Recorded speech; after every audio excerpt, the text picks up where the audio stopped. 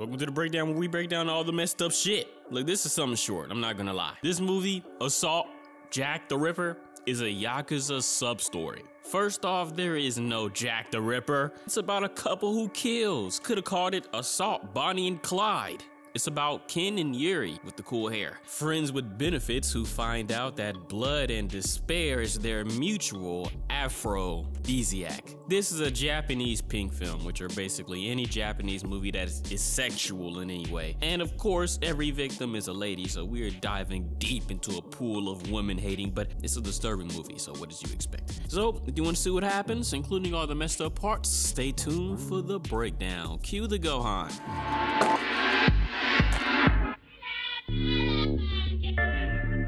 We are in one of those fancy dessert kind of restaurants where everybody wears those diner-like uniforms. See this lady with the cool hair? Yuri. She's kind of mean, wasting tea on this grandpa who is flirting with her, and this little brat throws food at her and she acts like it's literal feces. She's not cut out for interacting with customers. This guy, Ken, kind of look like my friend Eric, and he's in the back. He's the shy, nerdy, virgin type. That's what every review says, at least. This dessert making is beautiful though. Yuri is a new employee and she's smitten with Ken. She even invites him to go to her place for tonight. As they are driving in the rain, this sussy baka is standing in the middle of the road, laughing and giggling like a crazy nut. She asks for a ride in her sing-songy, almost anime-like voice. In the middle of the ride, she starts with stripping her clothes off in the back seat. She's a horn dog, and then she grabs some of those cakes and smothers it all over her like it's body wash, and also giggling like a mad woman. Ken stops the car to get the knife back, but then she jams it into her wrist. Now, you can't see it here, but in actuality, he's turned on by that act of self-harm. She tells him, "Don't be surprised, it's only blood. You bleed too." Ken grabs her razor blades from her and throws the woman out of the car. The two drive off and she's hanging on the car, but they drive faster and she slips. Guilty conscience causes them to drive back, and they see that the lady is dead now with no outward injuries of any kind. The two don't want to get in trouble for this, so they take her to that junkyard that Walter White did those deals with Tuco. They drag the naked woman across the junkyard, ripping her across some metal piece that actually cuts her lower body pretty drastically. He's dragging her body further like he's playing tug of war. The two finally escape and get back to her place. Now, in Japan, a raindrop gives you the flu, so you have to get completely naked to counterattack that flu. And in the midst of both being naked, the two still scared out of their minds, something awakens in Ken's head. It's sick, and he attacks Yuri. Then they both something turns on for both of them. It's like the death of that girl awakens some kind of sexual awakening for them both. It's the blood of the crazy lady getting them all hot and bothered. Now, you probably can't see it, but Ken's going crazy right now. That's all I'll say. And he'll never go as crazy again. Never. You'll see what I mean later. There's borderline hentai that's more sexual than this, actually. Now, she invites him over the next night, but he wants to avoid the disgusting thought that it was death and gore that made him horny. See this group of popular girls here? In the beginning, the main one bumped into Yuri. Yuri hates her because of that. Oh, and here's this old man again. And he doesn't hate Yuri for dropping tea on him. But do you see Yuri? She's trying to make Ken jealous. That's not good. Ew. She even hangs with that older man, and for some reason, Ken is real deal jealous. Ken, y'all not a couple yet. What's this GTA tailing mission you're doing? You're friends with benefits at best. Okay, it's already been 20 minutes into the movie and I've seen tons of breasts. More breasts than bad boy Bubby. Now, she just tried to make the boy Ken jealous. She doesn't like this guy's tongue all over her. She's waiting on Ken to get here, and he's here, looking through the window like a disgusting rat before walking away and staring at the sky.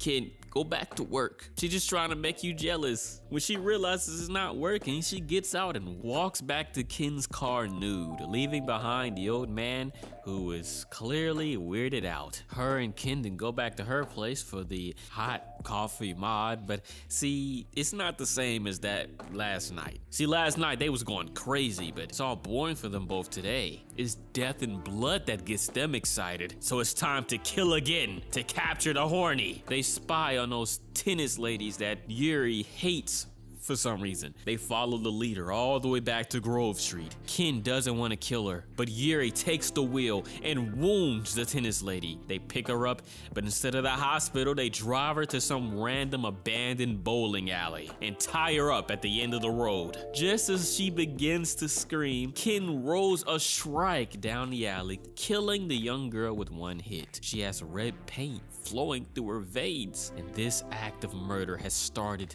his horny rage mode. The two have sex on a bench with the same energy as that night that woman was killed. They throw her body down an elevator shaft and go home to slurp noodles with loud sexual consistency. Maybe the movie Tampopo took some notes from this. Y'all should watch that movie. It's a classic Japanese movie. They are already thinking about who the next victim will be. The older guy. Turns out he's quite the sugar daddy, and it's either him or his sugar baby that is gonna die. You can't tell me that just didn't remind you of the shape just now, like Michael Myers, the way he walked up like that. Okay, so their victim wasn't the old man who just left on a flight to the United States. It was his sugar baby. She finds the car broken open and her dog in the hands of bloody Bonnie over here. Now let's pause. You left that dog in the car, windows rolled up? I mean, I know this is in Arizona, but come on, lady. The jig is up. It's surprising how successful this duo is, taking random people out in the middle of an airport. They take her somewhere and leave the dog trapped in the car. They take her to the cemetery, telling her to strip.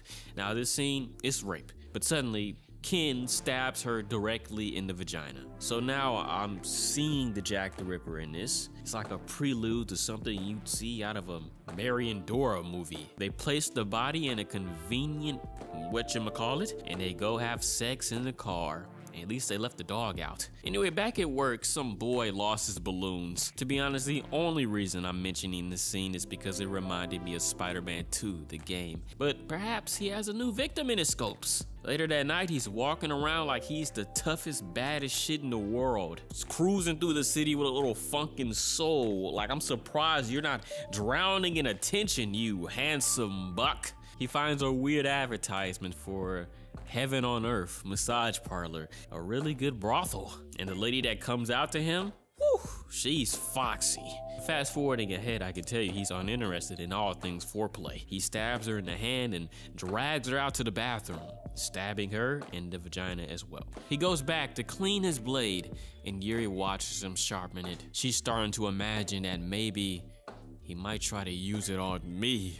Ken is helping out at a banquet another day, and there are shrine maidens there. See that pretty shrine maiden over there? That's Sailor Mars. She's not interested in talking to Ken, and because she ignores him, he stabs her in response in the crotch area. I'm surprised I didn't expect this. He then leaves her behind, literally Jackie Channing off the building. Like this is like a Jackie Chan movie. The couple see the news later that evening about it. She's mad because it's like he cheated on her. Killing and having sex should be their ritual. Plus, it's been 10 days since they've done anything. Big rabbit head. Look, Yuri, he's a full-blown serial killer now, and just the act of killing is what gets him off. He doesn't care about the sex. He just wants to cause pain and despair. He's like King Joffrey or Ramsay. He leaves late at night to find more women to kill.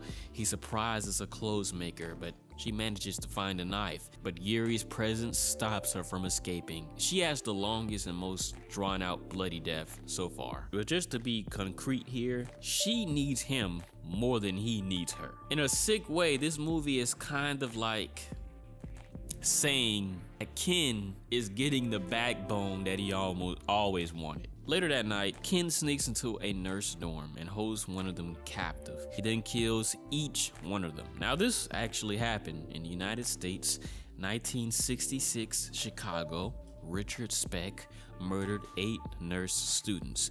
Now, a Japanese pink film released in 1967 called Violated Angels is based on it. I'd bet that this film scene is inspired by that movie, Violated Angels. Yuri walks in on the massacre. At first, she's ready to launch at him with sexual horniness, but he stabs her too. To be honest, I don't think she was mad that she died from him. The movie ends as he's walking across the distance, ready to kill more and more women. Okay, now that we got this movie out of the way, let me talk to you about the mindsets regarding this movie, Assault Jack the Ripper. Around the time I watched this movie, there was another case of someone killing a lady because she rejected him. I've also known plenty of girls who told me stories about guys who can't take no for an answer. Growing up, I've seen how relationship focused guys can be. It's like to be successful, you must be a ladies' man for some dudes. So when some feel like they are missing out, they find someone to blame. Usually it's the person who rejected them and anybody that is similar to that person. Listen, you're not missing out. It's okay to be single, and my fellow gentlemen should keep holding each other up in those regards. Now, Ken's experience is different because he's literally a serial killer, but in this situation, it reminded me a lot of the discourse I hate in certain circles of the internet, so I figured I'd talk about it. Most disturbing moment is probably between the Shrine Maiden attack or the attack on the students in the end. The attack on the Shrine Maiden specifically because that's what we just got done talking about, and the ending massacre because it's based on a real event that for some reason Japan loves to mention in 2 pink films. Most enjoyable moment is, I don't know, the Jackie Chan tribute. It was an okay movie, it wasn't bad, you know, it just felt that it just is what it was. That's it. I'll see you guys really soon.